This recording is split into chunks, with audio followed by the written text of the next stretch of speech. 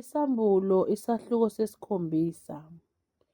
Emva kwalokho ngabona izingelosi ezine zimi emagumbini womane omhlaba, zibamba imimoya emine yomhlaba, ukuze kungavunguzi moya emhlabeni naselwandle nakuwo wodwa umuthi. Ngase ngibona enye ingelosi yenyuka empumalanga, inophawu lukaNkulunkulu ophilayo. Yamemeza ngezwi elikhulu kuzo izingelosi ezine ezanikwa ukuba ziwone umhlaba nolwandle. Yathi, "Ningoni umhlaba nolwandle nemithi, size sizibeke uphawu izinceku zikaNkulunkulu wethu emabunzini azo."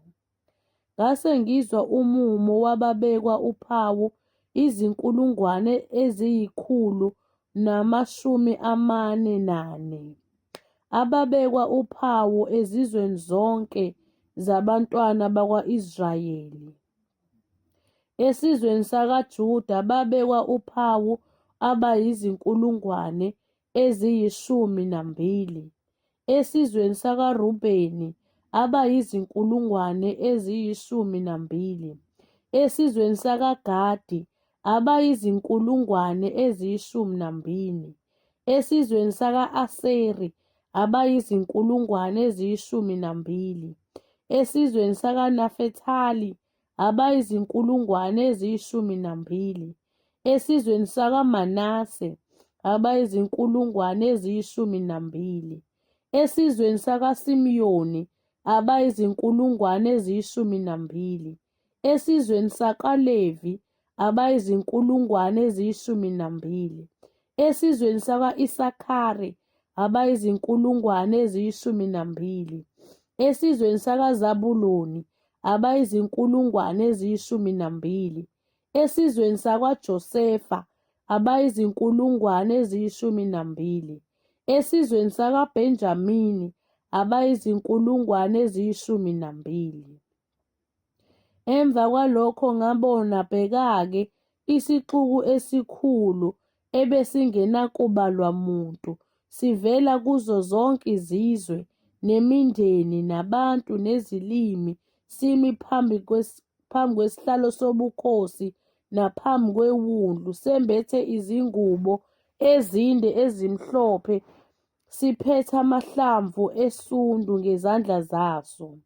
Samemeza ngezwi elikhulu sithi, "Insindiso ngekaNkulunkulu wethu ohlezi esihlalweni sobukhosi neyeWundlu." Nezingelosi zonke ezazimi zihaqe isihlalo sobukhosi namalungu nezidalwa ezine zawa phansi ngobuso phambi kwesihlalo sobukhosi, zakhuleka kuNkulunkulu, zathi, "Amen, isibusiso nenkazimulo nokuhlakanipha nokubongwa nodumo namandla nokunqoba makube kuNkulunkulu wethu kuze kube phakade naphakade. Amen." Elinye lamalungu lase liphendula lithi kimi, "Laba abambethe izingubo ezimhlophe bangobani? Bavelaphi na?" Ngase ngithi kulo, "Nkosi yami, nguwe owaziyo." Lase lithi kimi, "Labo yibo abaphuma osizini olukhulu, bahlanza izingubo zabo bazenza zaba mhlophe egazini leWundlu." Ngalokho-ke baphambi kwesihlalo sobukhosi sikaNkulunkulu, bemkhonza imini nobusuku ethempelini lakhe, nohlezi esihlalweni sobukhosi uyakumisa ithabanekele phezu kwabo.